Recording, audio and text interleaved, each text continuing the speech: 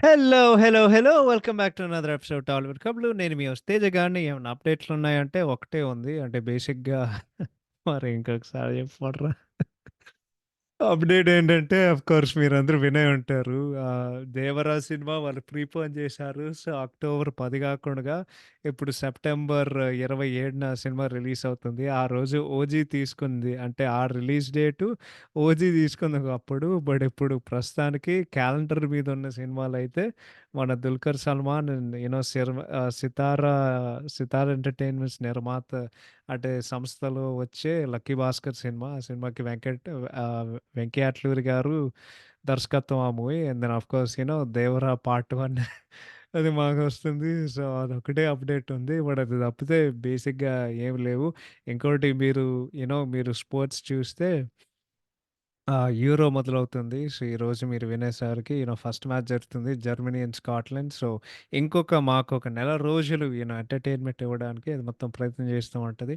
And then of course మరొకసారి 'కల్కి' అనే సినిమా అది జూన్ 27న సో, జూన్ 27న సినిమా వస్తుంది. సో, ఫైనల్‌గా 6 నెలల తర్వాత ఒక పెద్ద సినిమా వస్తుంది 'గుంటూరు తర్వాత. సో, చాలా ఎక్సైటెడ్‌గున్నాం. అండ్ సినిమా ఎట్లుంటదనేది మేమందరం చూడబోతున్నాం. So, those are the updates. So, ఈరోజు మనం డిస్కస్ చేయబోయే సినిమా ఏంటంటే 'యమదొంగ' ఆఫ్‌కోర్స్ స్టారింగ్ ఎన్టీఆర్ గారు.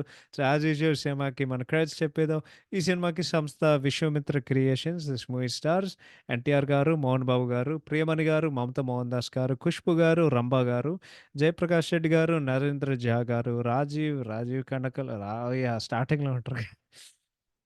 రాజీవ్ కనకల్ గారు, నరేష్ గారు, ఆలి గారు, బ్రహ్మానందం గారు, ఎంఎస్ నారాయణ గారు, రఘుబాబు గారు, ప్రీతి జింగాని గారు ఇన్ క్యామియో, నవనీత్ కౌర్ గారు ఇన్ క్యామియో, అర్చన గారు ఇన్ క్యామియో, నరసింగ్ యాదవ్ గారు అండ్ శివపార్వతి గారు.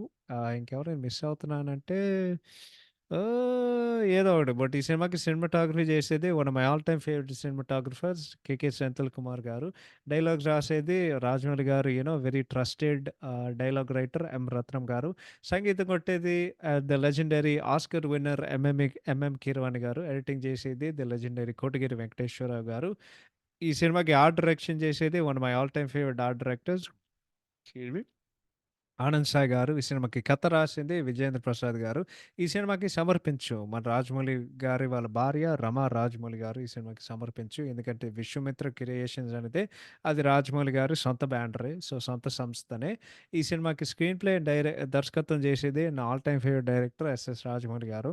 అండ్ ఈ సినిమాలకి నిర్మాత చెర్రీ గారు అండ్ ఉర్మిళ గుండం. నాకు తెలిసి అది గంగరాజు గుండం గారి వాళ్ళ భార్య అనుకుంటా. అండ్ ఈ సినిమా ఆగస్ట్ 15న 2007 సినిమా విడుదలైంది. సో, కంటెక్స్ట్ గురించి చెప్పాలంటే ఈ సినిమా ఐ థింక్ నా ఒక్కడికే గాదు. అందరికి ప్రత్యేకంగా ఏం గుర్తుందంటే, నాకు బాగా గుర్తు. అంటే ఆ టైంలో అంటే అది ఓజీ తెలుగు మూవీ వెబ్‌సైట్ గాబట్టి, అన్ని ఇన్ఫోలు అక్కడే దొరికేవి గాబట్టి, నాకు బాగా గుర్తు. 'ఐడిల్ బ్రెయిన్‌లో' అప్పుడు ఎన్టీఆర్ గారు ఒక ఫోటో చూశాను. ఎంత స్లిమ్ అవతార్‌లో ఆయనేదో మంచిగా gun పట్టుకొనున్నారు.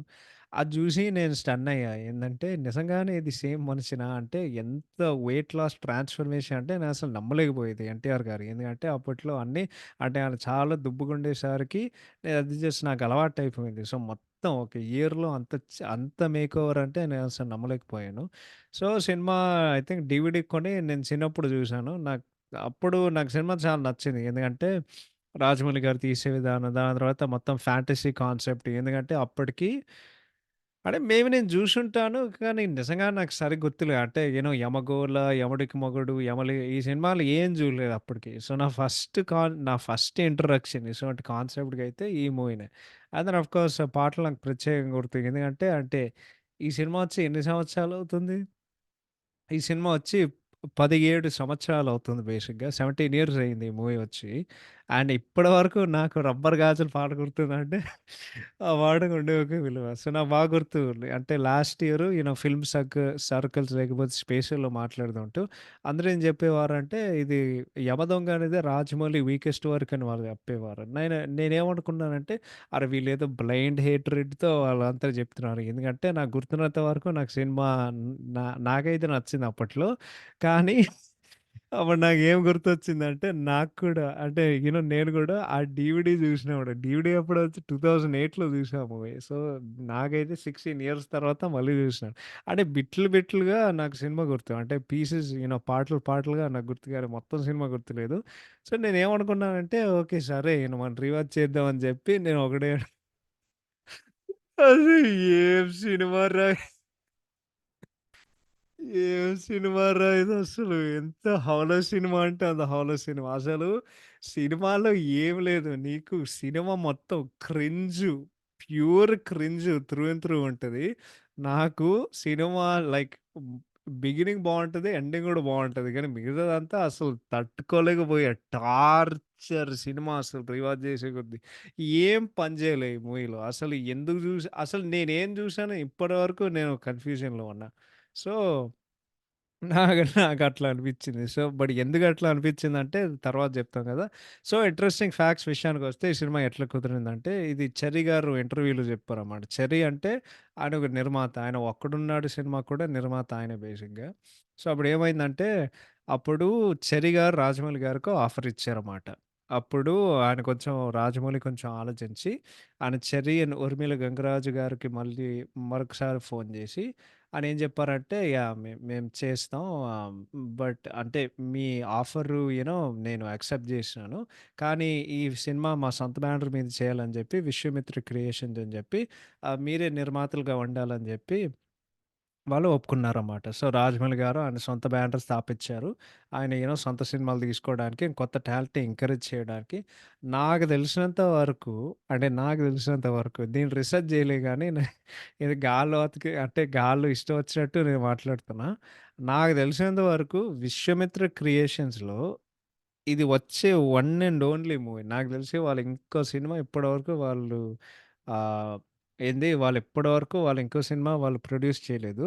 But at the same time it could be wrong. Because రీసెంట్‌గా అంటే ఇది ఎవ్వరు అంటే ఇది ఏ బ్యానరో నాకు తెలీదు గానీ ఈ అర్లియర్ దిస్ ఇయర్ 'ప్రేమలు' సినిమా ఎస్ఎస్ కార్తికేయ గారు కొన్నారు. అంటే డిస్ట్రిబ్యూషన్ పరంగా.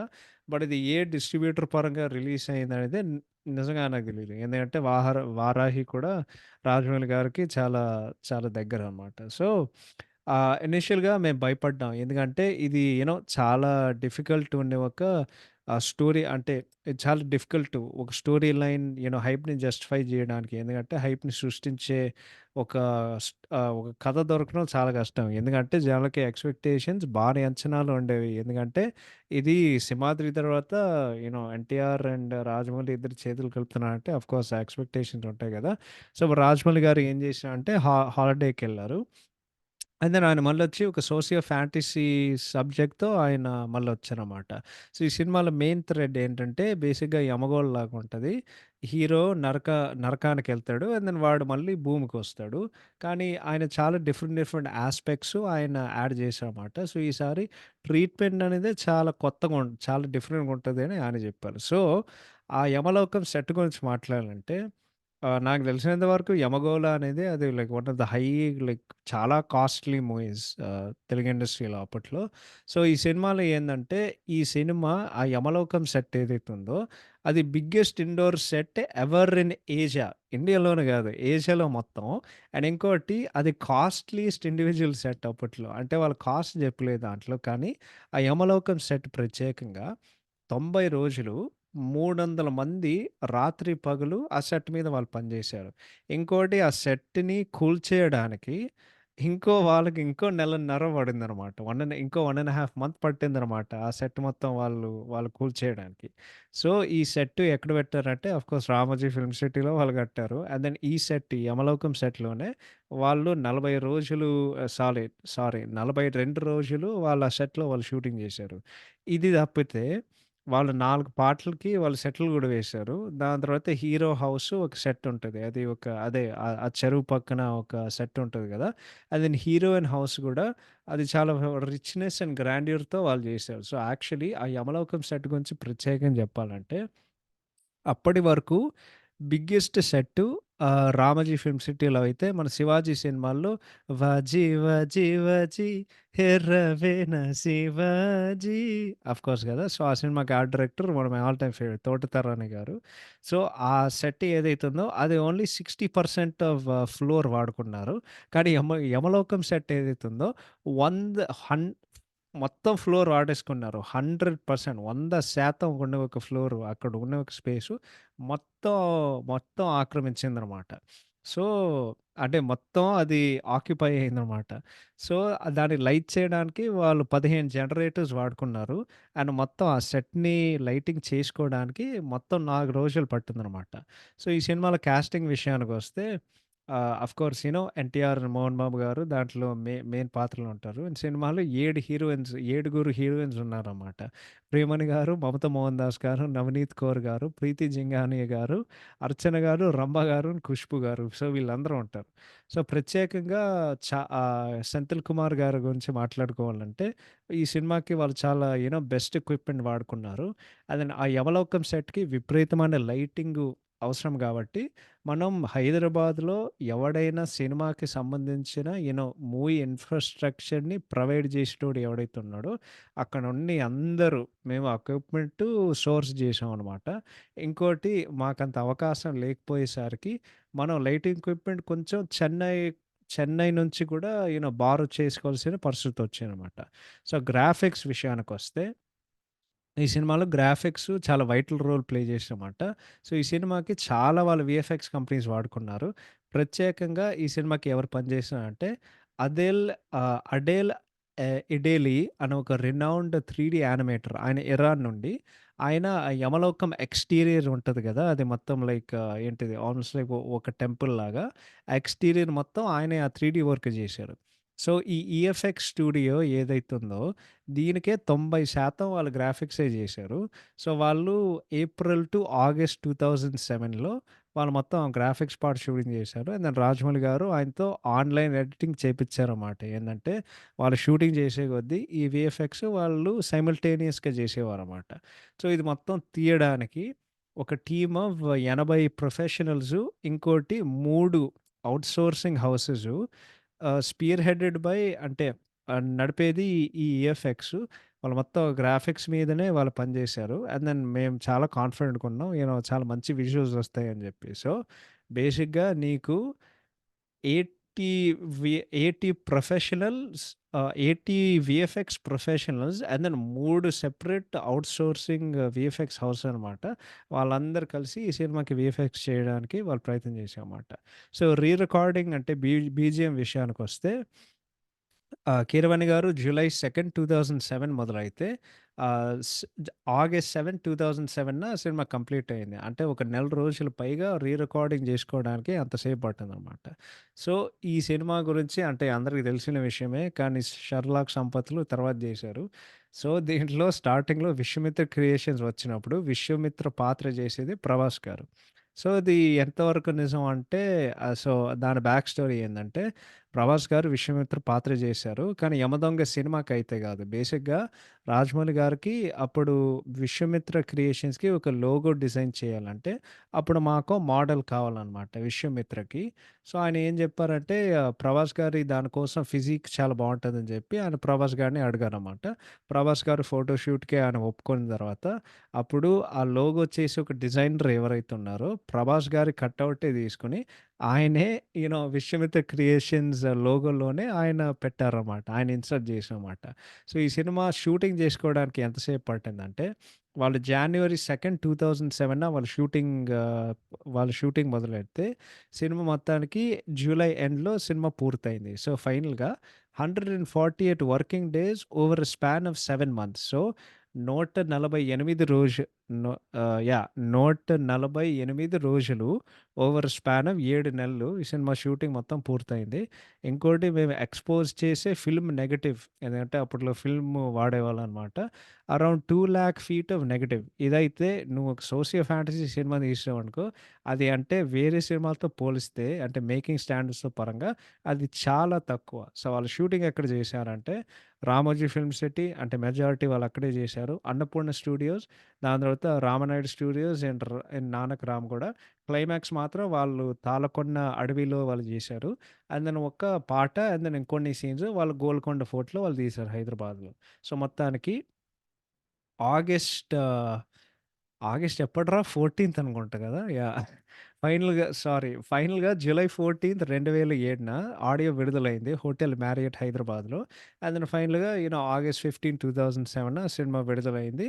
అండ్ దెన్ బాక్స్ ఆఫీస్ విషయానికొస్తే మూవీ హిట్ అయింది బాక్స్ ఆఫీస్ పరంగా.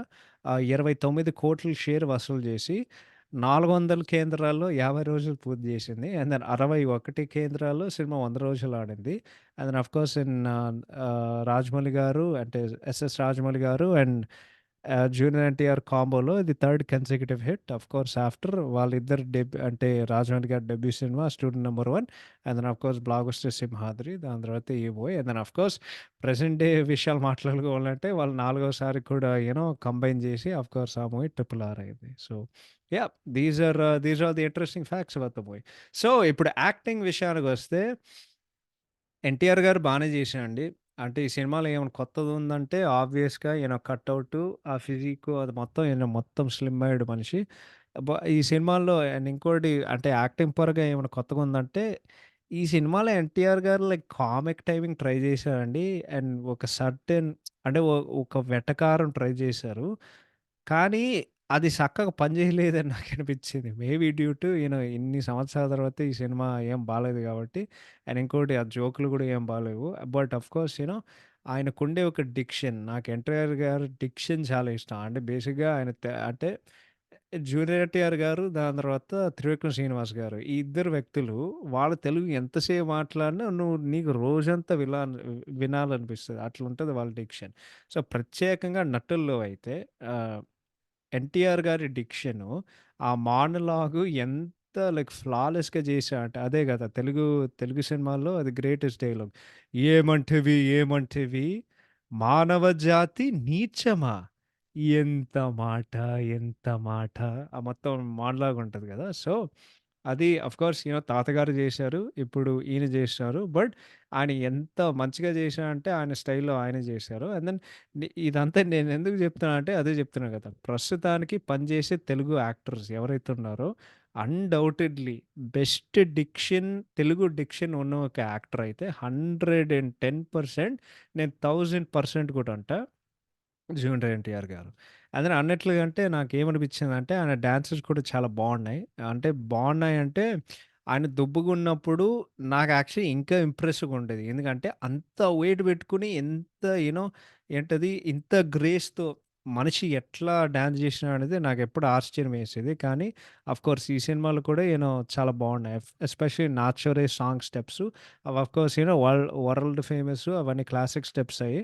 ఎస్పెషల్‌గా ఆ లెగ్ మూవ్‌మెంట్ అట్లా నేల మీద అట్లా తిప్పుతూ అంటే అట్లా చేస్తూ అట్లా కదులుతూ ఉంటారు గదా! సో, అది కూడా చాలా ఫేమస్ అయింది. But yeah! యాక్టింగ్ విషయానికొస్తే అదే కదా!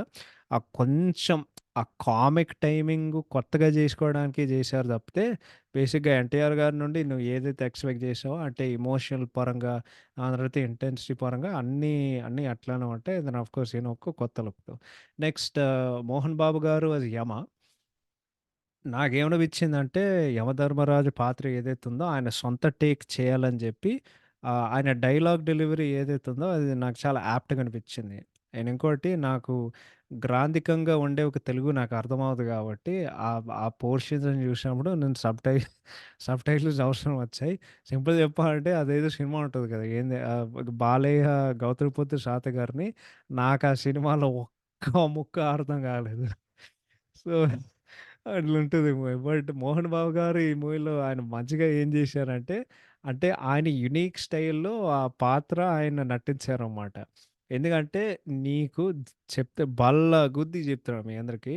మీకు 'యమధర్మరాజు' పాత్ర అంటే 'యమధర్మరాజు' అంటే తెలుగు మూవీస్‌లో నీకు ఫస్ట్ గుర్తొచ్చే ఒక నటుడు ఎవరైతే ఉన్నారంటే 100% కైకాల సత్యనారాయణ గారు. అంటే ఎన్నో ఐకానిక్ సినిమాలో, ఎన్నో అద్భుతమైన చిత్రాల్లో, ఎన్ని అద్భుతమైన సార్లు ఆ పాత్ర ఆయన జేశారు. సో, ఆ పాత్ర ఆయన సొంతంగా జేశారు.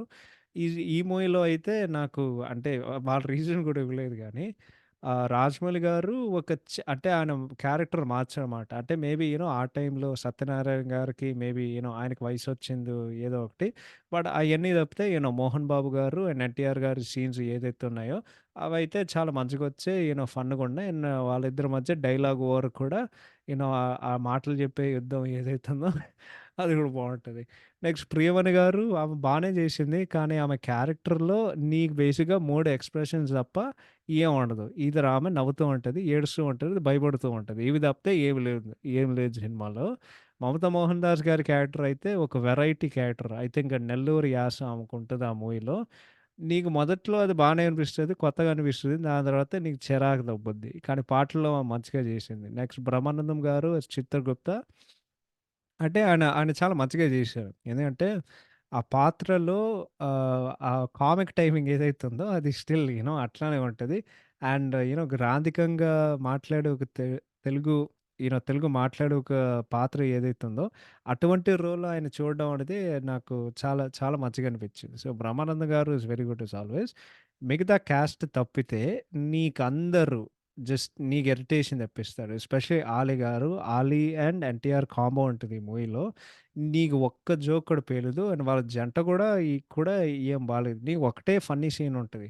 వాడే వాడేదో లైక్ ఒక ఏంటది ఒక ఏంటిది ఒక ఏన్షియంట్ సౌత్ అమెరికన్ క్యారెక్టర్‌గా అప్పట్లో లైక్ ట్రైబ్స్ ఉండేవి గదా! అప్పట్లో.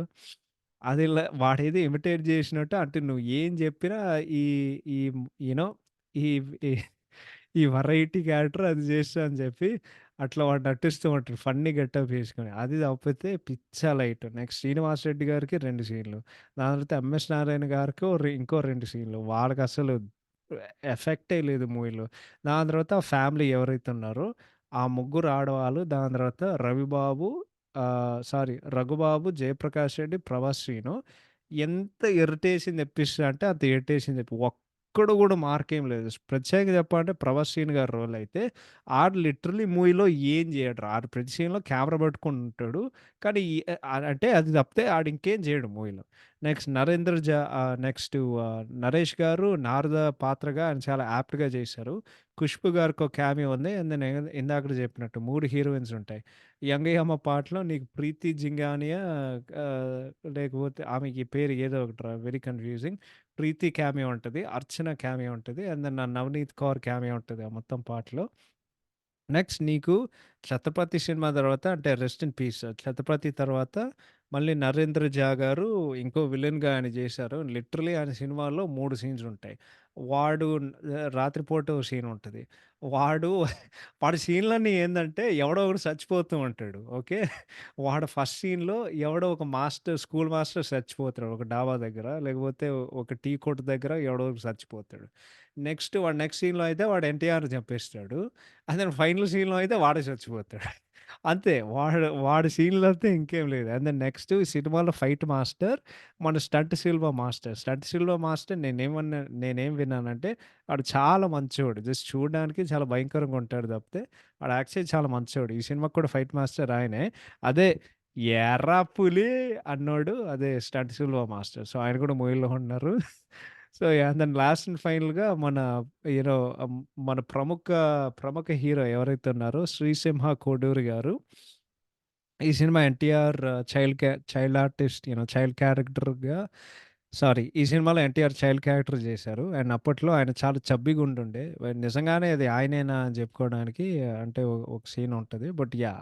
అది ఆయనే నాకు తెలుసు. అంటే ఆ ఫేస్ కట్టు నేను గుర్తు చేసుకోగలను.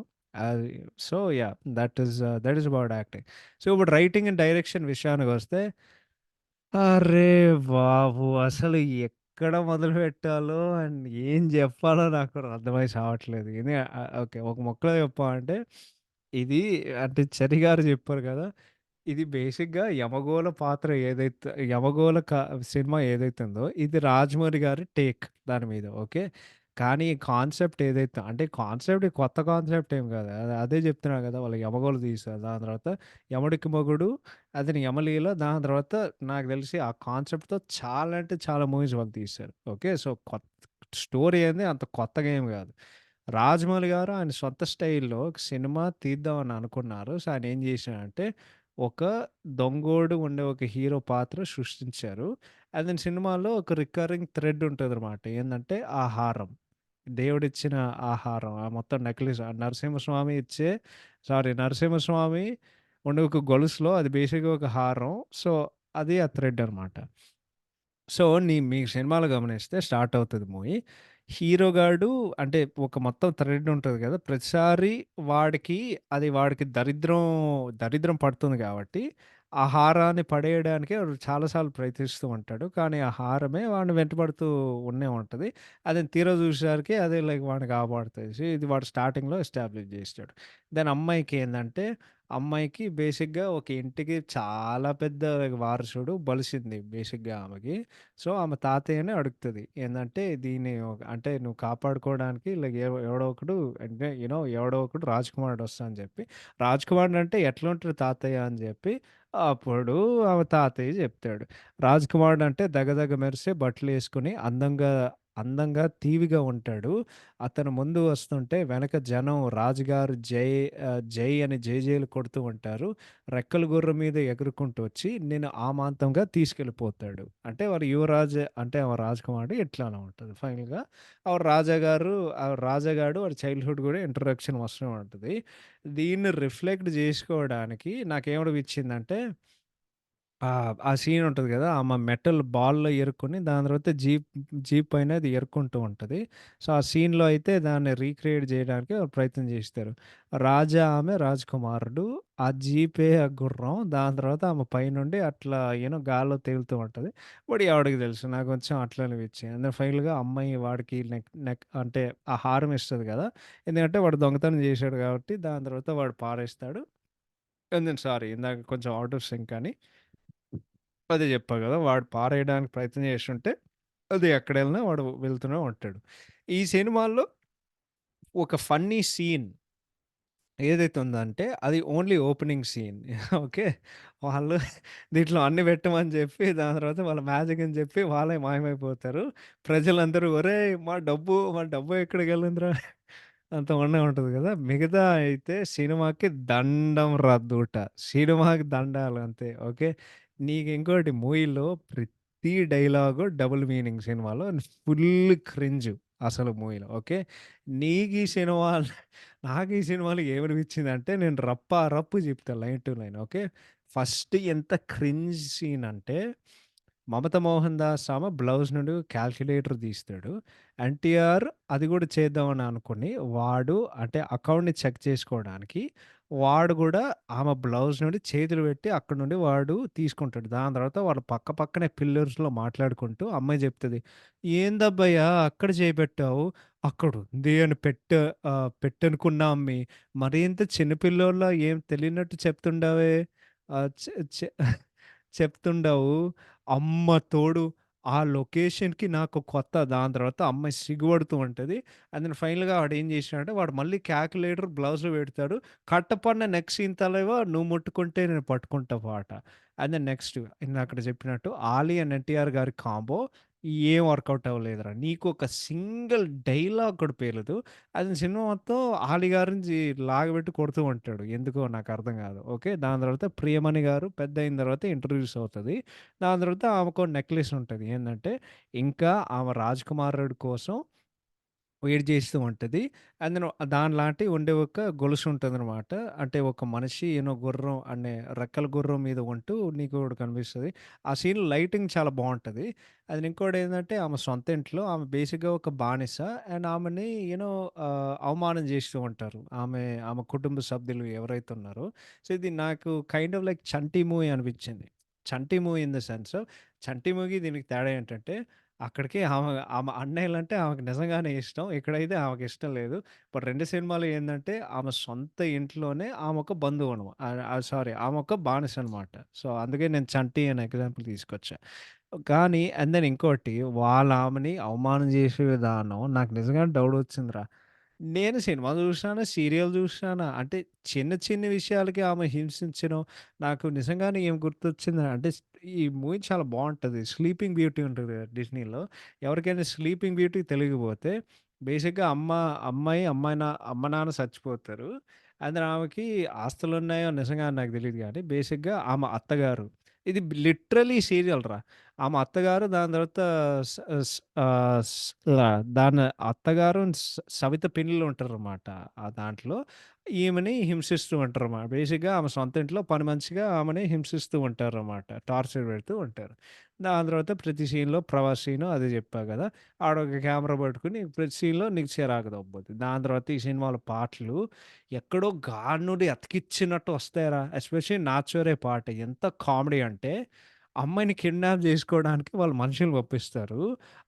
అక్కడ జీప్ నుండి ఆమె కింద ఆమె యూనో జీప్ నుండి ఆమె పరిగెత్తుకుంటెళ్ళి అలూమినియం ఫ్యాక్టరీలో మన తెలుగు మూవీ అలూమినియం ఫ్యాక్టరీలో ఆమె అక్కడ దాక్కుంటది. వీడైతే క్లబ్‌కి పోయి 'నాచోరే' పాటకి డాన్స్ జేసి, తీరా జూస్తే వాడు బయటకొచ్చి సడెన్‌గా వాడు ఫైట్ జేసేసాడు. వాట్? వె ఏందసలు నాకెన్ని డౌట్‌లున్నాయంటే, అసలు వాడు ముందు క్లబ్‌కెందుకెళ్ళాడు? అదే అది ఆ సీన్ గూడా ఎట్లా చేసారు ర్యాండమ్‌గా వస్తదంటే, చాలా అబ్రప్ట్‌గా వస్తదది. ఆడొచ్చి దాని తర్వాత ఎన్టీఆర్ ఒక దొంగోడు గదా! వాడు అమ్మాయిని అప్పజెప్పుకోవడానికి దాని తర్వాత మొత్తం ఇంటర్వెల్ సీన్‌తో వాడి ఫ్యామిలీతో వాడేదో డీల్ సెట్ చేసాడనమాట. దాని తర్వాత జస్టు నాకర్థం గాదు. ఇప్పుడు యమధర్మరాజు అంటే ఆఫ్‌కోర్స్ యమలోకానికి వాడు రాజు గదా!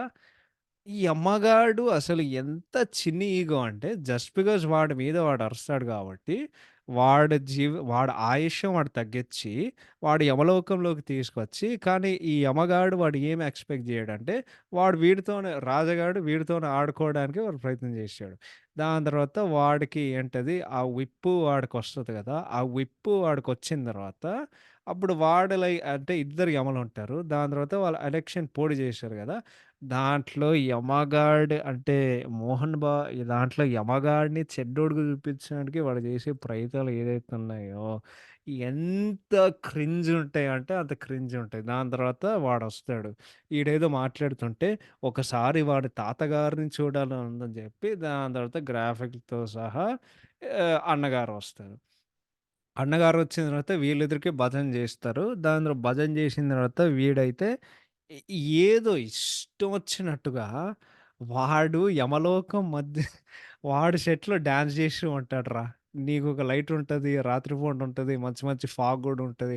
అసలు ఏం జరుగుతుందిరా అసలకి ఇక్కడ. దాని తర్వాత కట్ జేస్తే నీకు 'యంగియమ్మ' పాటొస్తది. ఒక సింపుల్ మాట జెప్పాలంటే నీకు ఎలక్షన్ గెలవడానికైతే ఐటెమ్ సాంగ్ ఉంటదిరా యమలోకంలో. నేను నిజంగానే అసలు ఏం జరుగుతుందిరా అసలు.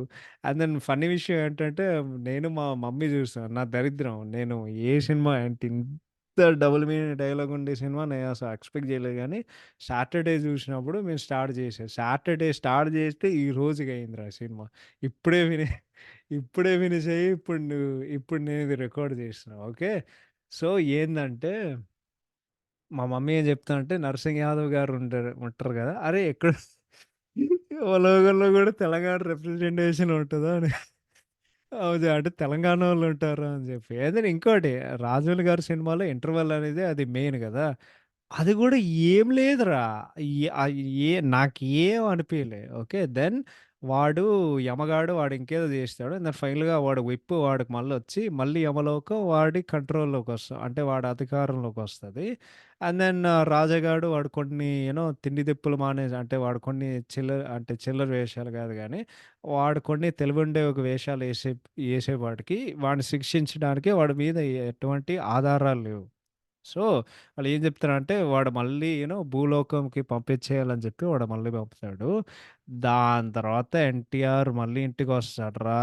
ఆ ఫ్యామిలీని హింసిస్తాడు.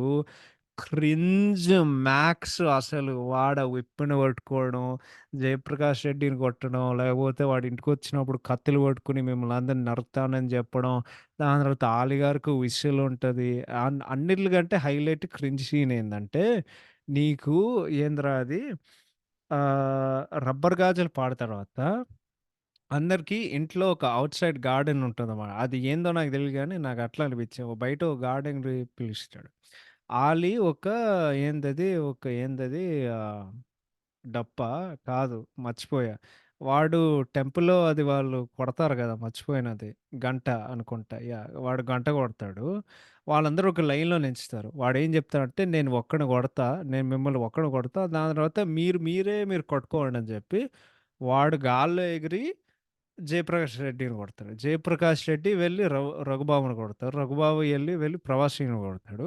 'ప్రభాస్ శ్రీను' వెళ్లి ఒక అమ్మాయిని వాడేదో చేసినాడు. దాని తర్వాత ఆ అమ్మాయి వే ఇంకో అమ్మాయిని పట్టుకొచ్చి ఆమె వీపు మీద కొడతది.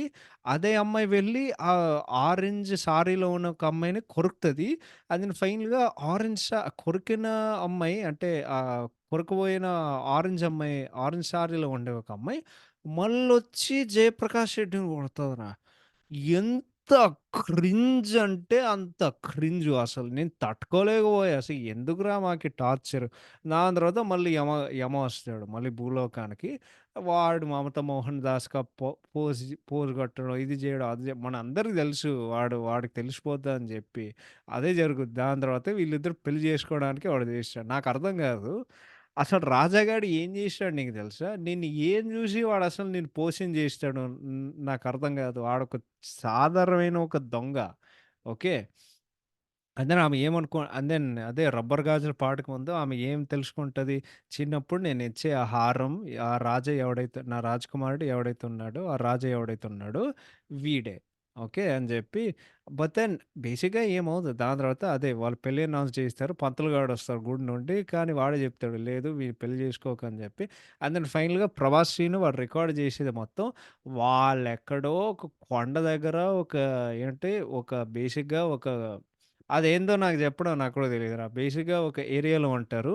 అక్కడైతే లిటరల్లీ అంటే యమ పోజింగ్ యాస్ మమతా మోహన్ అంటే యమ రూపంలో ఉండే ఒక సారీ 'మమతా మోహన్ దాస్' రూపంలో ఉండే ఒక యముడు వాడు రిమోట్ పట్టుకొని ఇట్లా రివైండ్ చేసి అప్పుడు వాడు చెప్పిన దాంట్లో అంటే పరాస్ సీన్ మొత్తం రికార్డ్ ఇది లాజిక్ దానికోసం. అండ్ దెన్ ఫైనల్‌గా వాడు లిటరల్లీ చావు బ్రతుకులో ఉంటాడు. కానీ వాడికి అంత ఎనర్జీ ఉందన్నమాట. అందరికి కొట్టబారేయడానికి. ఓకే. అండ్ దెన్ నీకు వాడు విలన్ని పిచ్చగొట్టుడు కొడతాడు. అందరిని కొడతారు. అండ్ దెన్ ఫైనల్‌గా అదే చెప్తున్నా కదా!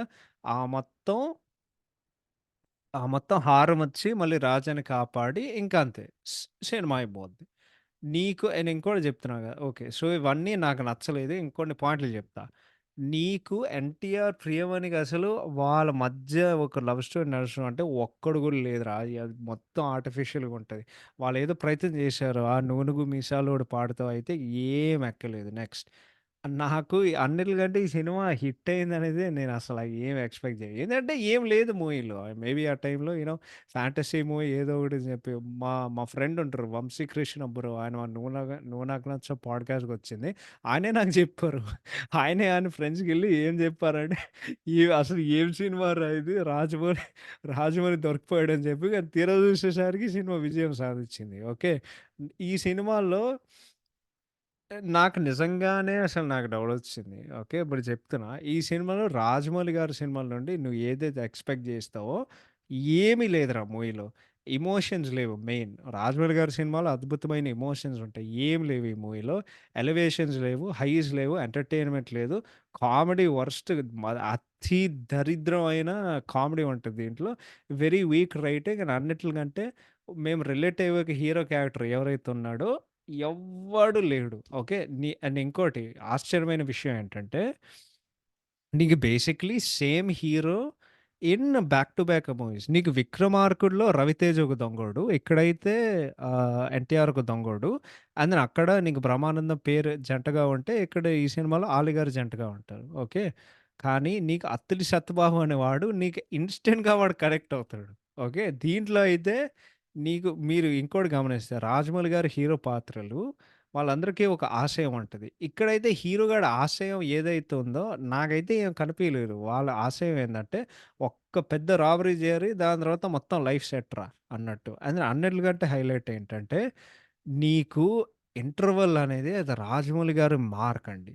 రాజమౌళి సినిమాలంటే నీకు బెస్ట్ ఇంటర్వల్ సీన్ అంటే ఆబ్వియస్‌గా నీకు రాజమౌళి గారి సినిమాలు గుర్తొస్తాయి గదా! అస్సలు ఇంపాక్టే లేదు ఆ ఇంటర్వల్ సీన్. ఏ బొచ్చు గూడా లేదు దాంట్లో. క్లైమాక్స్ అదే జెప్తున్నా గదా! స్టార్టింగు దాని తర్వాత క్లైమాక్సే కొంచెం బానే ఉంటాయి. నేను సినిమాలో ఎక్కడైనా ఎమోషన్‌గా ఫీల్ అయ్యానంటే, వాడెక్కడో కొండ నుంచి పడితే అసలదెంత అతి అంటే, వాడెక్కడో కొండ నుండి పడితే, దాని తర్వాత వాడు నరసింహస్వామి గుడిలో వాడు పడతాడు. పడిన తర్వాత అక్కడ వాడు అట్లా జెప్తాడు గదా! నేను చనిపోవాలంటే చనిపోవాలి అని జెప్పి యమధర్మరాజు గారని జెప్పి. అక్కడైతే నాకు చాలా అంటే నేను ఎక్స్‌పెక్ట్ జేయలేదు. బట్ ఇది గూడా ఐ గెస్ త్రివిక్రమ్ గారి సినిమాలాగా రాజమౌళి గారి సినిమాలు గూడా కొంచెం అట్లానే మొదలవుతది. సినిమా ఎక్కడ మొదలయిందో కొంచెం సినిమా గూడా అక్కడే ఎండ్ అవుతది. ఇది ప్రత్యేకంగా చెప్పాలంటే ఈ సినిమాలో జరుగుతది. అంటే నరసింహస్వామి గుడిలో సినిమా మొదలవుతది. సినిమా అక్కడే ఎండ్ అవుతది. అంటే చాలా ఇంట్రెస్టింగ్ అనిపిచ్చింది. వాడు వేసే ఒక విప్ ఏదైతే ఉందో, ఆ విప్ అనేది వాడు నరసింహస్వామి గుడిలో ఉన్నప్పుడు ఆ విప్ యాక్చువల్లీ అది పనిచేయదు. అండ్ నరసింహస్వామికి, యముడికి ఆ రిలేషన్ అంటే యాహ్! ఆ సంబంధం ఏంటో నాకు తెలీదు గానీ, నాకు చాలా ఇంట్రెస్టింగ్ అనిపిచ్చింది. అండ్ దెన్ ఫైనల్‌గా వాడు తప్పుని వాడు రియలైజ్ అవుతాడు. అండ్ దెన్ ఫైనల్‌గా ఇందాక చెప్పినట్టు ఆ హారమే వాడు విలన్ గాడు బుల్లెట్ కాలిస్తే ఆ హారమే రాజుని కాపాడుతది. అండ్ దెన్ సినిమా ఎండ్ అవుతది. వాడు మళ్ళీ యమగాడికి వాడు ఫిట్టింగ్ పెడతాడనమాట. సో, మొత్తాన్ని ఇదంతా రైటింగ్ గురించి. అంటే ఇది చెప్దామని నేనెప్పుడు అనుకోలేదు గానీ, కొన్ని చెప్పాల్సిన పరిస్థితులొస్తాయి. దర్శకత్వం అది రాజమౌళి గారు బాలేదండి. అంటే ఇది చెప్తాం అంటే నేను చెప్తాం అనుకున్నా గానీ, బట్ యూ నో మనం నిజాయితీగా చెప్పారు. బాలేదు. ఈ సినిమా చూసినంత సేపు నాకేం డౌటొచ్చిందంటే, ఇది నిజంగానే రాజమౌళి గారు తీశారా? లేకపోతే ఆయన అసిస్టెంట్ డైరెక్టర్ తీశారా? అని ప్రతి చూస్తున్నంత సేపు నాకదే డౌటొచ్చింది. ఓకే. ఇంకోటి ఇది చెప్దాం అనుకున్నా. ఇది ప్రాబ్లమ్ కాదు గానీ, అప్పట్లో ఎన్టీఆర్ గారి సినిమాలన్నీ మా తాత, మా వంశం, మా మా ప్రతిష్ట అని అట్లా గొప్పలు చెప్పుకుంటేవారు గదా! ఈ సినిమాలో నందమూరి కుటుంబానికి భజన ఏదైతే ఉంటదో, నాకు నిజంగానే నేను కన్‌ఫ్యూజన్‌లో పడిపోయా. ఏందంటే, ఈ సినిమా నందమూరి అభిమానుల కోసం తీశారా? లేకపోతే జనరల్ ఆడియన్స్ కోసం తీశారా? ఎందుకంటే సినిమాలు అభిమానుల కోసం తీయడం వేరు, అందరికి తీయడం వేరు. అంటే ఎవ్వడికి అప్పీల్ అవుతదని చెప్పి. ఈ సినిమాలో అన్నగారికి ఎన్ని రెఫరెన్సెస్ ఉంటాయంటే, అదే చెప్తున్నా గదా! ఆఖరికి అన్నగారే వస్తారు. ఒకసారి కాదు 2 సార్లు వస్తారు. నీకు పాటలో వస్తారు. దా నీకు పాటకు ముందొస్తారు. దాని తర్వాత ఆయన పాటలోనే వస్తారు. నాకు తెలిసినంత వరకు అంటే ఆయన వాయిస్ చాలా గుర్తుపెట్టుకున్నా. ఐ థింక్ మన 'ఆర్‌సీఎం రాజు' గారు డబ్బింగ్ చెప్పారు అన్నగారికి ఆ సీన్‌లో.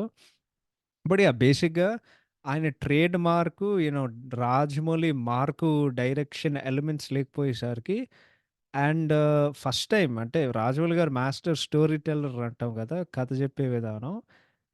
అవి లేవు. సో, అందరు చెప్పినట్లాగా ఇది మళ్ళీ చూసిన తర్వాత నేను 100% ఒప్పుకుంటా.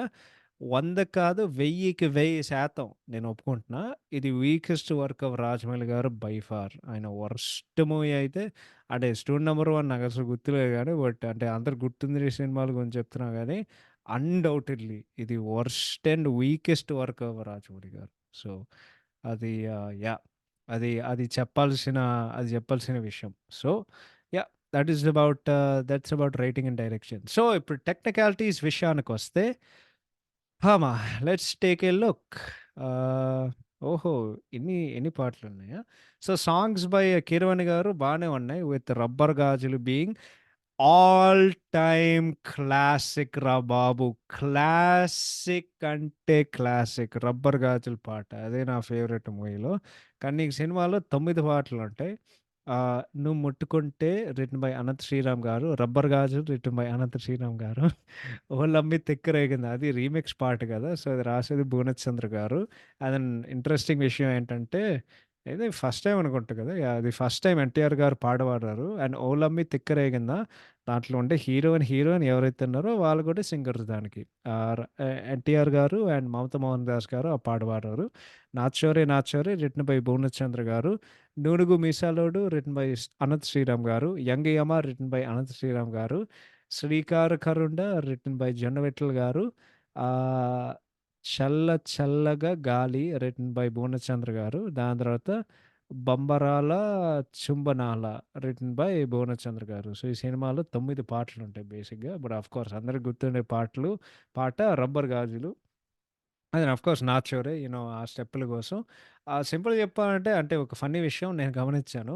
'దళేరు మెంది' గారు ఆయన మోస్ట్ ఫేమస్ తెలుగు పాటలు ఏదైతే ఉన్నాయో నీకు అన్నీ ఇథర్ రాజమౌళి గారి సినిమాలో ఉంటాయి. లేకపోతే ఎన్టీఆర్ గారి సినిమాలో ఉంటాయి. సో, ఈ మూవీలో ఏంటది ఈ మూవీలో 'రబ్బర్ గాజులు', దాని తర్వాత 'మగధీర' సినిమాలో 'జోర్సే', దాని తర్వాత 'బాద్‌షా' సినిమాలో 'బంతిపూల జానకి', 'బాహుబలి 2లో' hero intro song one of my all time favourite song 'Saahore Baahubali', దాని తర్వాత 'అరవింద సమేతలో' 'రెడ్డి ఇక్కడ చూడు' ఓకే. అండ్ దెన్ లిరిక్స్ విషయానికొస్తే వెరీ ఇంట్రెస్టింగ్. ఐ థింక్ ఇది ఫస్ట్ మూవీ అనుకుంటా. ఆహ్, 'రాజమౌళి' గారు అంటే 'రాజమౌళి' గారి సినిమాలకి 'చంద్రబోస్' గారు చాలా ఎక్కువ పనిచేసేవారు అప్పట్లో. ఇప్పుడు ఇది ఫస్ట్ టైమ్ అనుకుంటా. 'చంద్రబోస్' గారు సాహిత్యం రాలేదు 'రాజమౌళి' గారి సినిమాకి.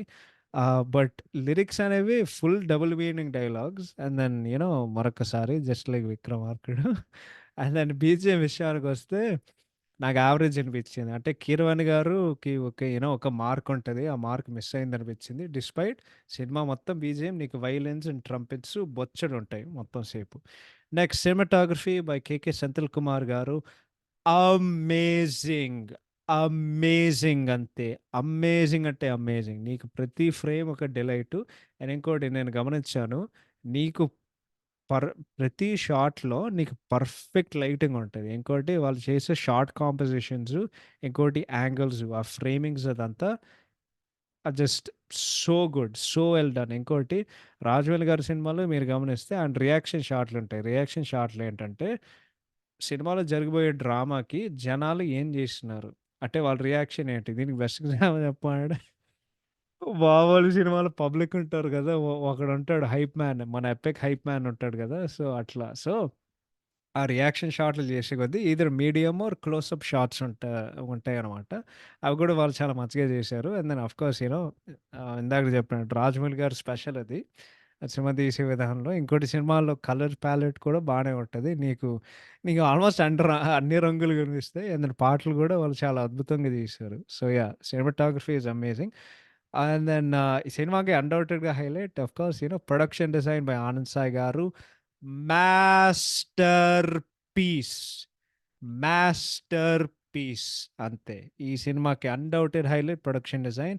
ఆ యమలోకం సెట్టు, దాని తర్వాత ఆ ఒక్క సీన్ ఉంటది గదా! లైక్ ఆ చిన్న చిన్న లైక్ ఏంటిది ఇల్లులుంటాయి ఆ యమలోకం దాంట్లో. అవి టూ గుడ్. దాని తర్వాత ఆ యమలోకం సెట్‌లో ఉండే ఆ సూర్యుడి విగ్రహం, దాని తర్వాత ఆ బంగారంతో తయారు చేసిన ఆ సింహాసనం, దాని తర్వాత సాంగ్ సెట్‌లయితే జస్ట్ బ్రిలియంట్‌గా చేశారు.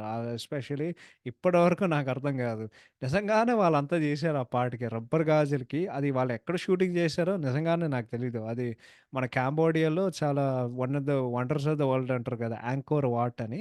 వాళ్ళు కొంచెం అట్లానే ఇన్‌స్పిరేషన్ తీసుకొని వాళ్ళట్లా తయారు జేశారు.